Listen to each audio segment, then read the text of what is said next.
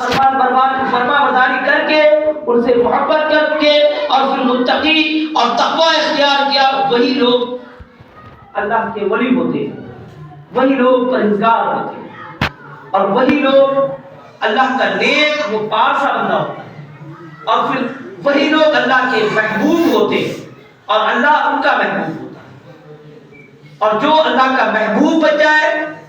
اور اللہ ان کا محبوب بن جائے، پھر وہ جو کہے وہ کہنا ان کا کہنا نہیں رہتا، بلکہ وہ کہنا اللہ کا کہا بن جاتا ہے۔ انہی پاک باز بکرامت ارباب روحانیت ہستیوں میں سرکار غریب نواز رضی اللہ تعالی عنہ کا نام نامی اسم گرامی سب سے منور اور روشن، اور آپ کی خدمات سب سے نمایاں اور تابناک ہے۔ آپ نے جو خدمات کو انجام دیا ہے اس خدمات کو بھلایا نہیں جا سکتا ہے۔ آپ کے ان خدمات کو بھلا کر کوئی اپنے احسان کو ختم نہیں کیا کر سکتا ہے، کیونکہ آپ نے ایسی خدمات کو انجام دیا ہے، ایسی خدمات کو انجام دیا ہے کہ آپ کا وہ احسان اس امت پر تا قیامت تک قائم و دائم ہے۔ سرکار غریب نواز رضی اللہ تعالی عنہ نے کیا کیا؟ آپ نے ہندوستان کے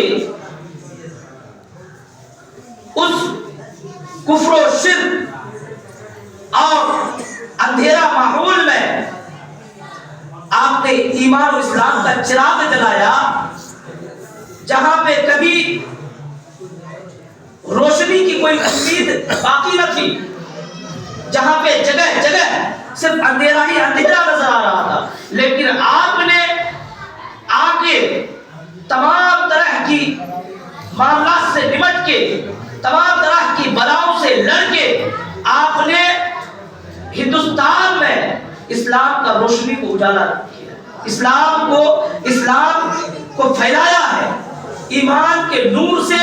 ہندوستان کے لوگوں کے دلوں کو، قلوب کو منور و مجلہ کیا ہے، روشن کیا ہے، نمایاں کیا ہے، زندہ کیا ہے۔ یاد رہے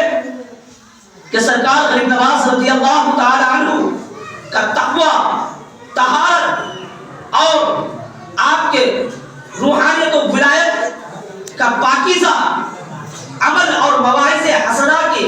برکت و تاثیر سے ایک عالم یعنی ایک ملک فیضیاب ہوا، یہاں تک کہ کافر مسلمان ہوئے، چور ابدال ہوئے،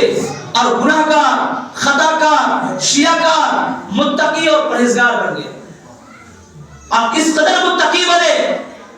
یہی ہندوستان کے لوگ کہ اپنے وقت کے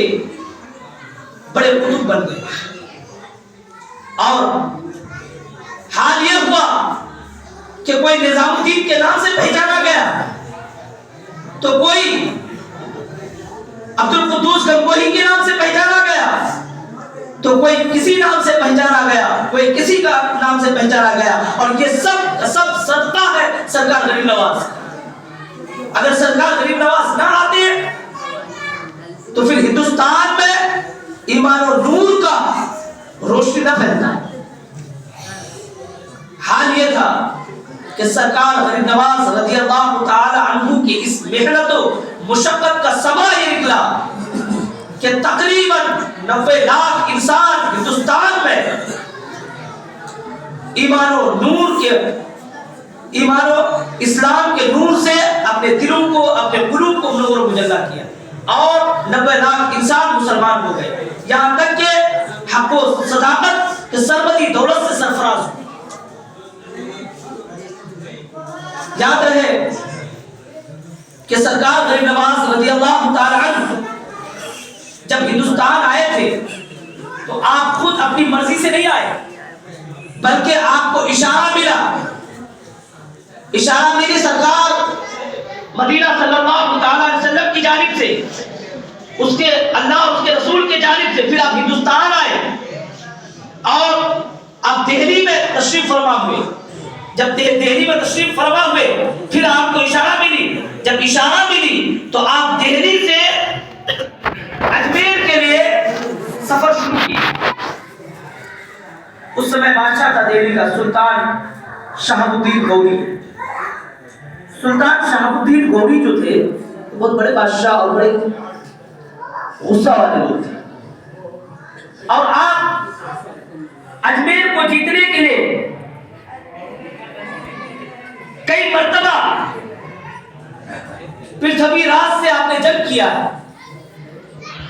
और हर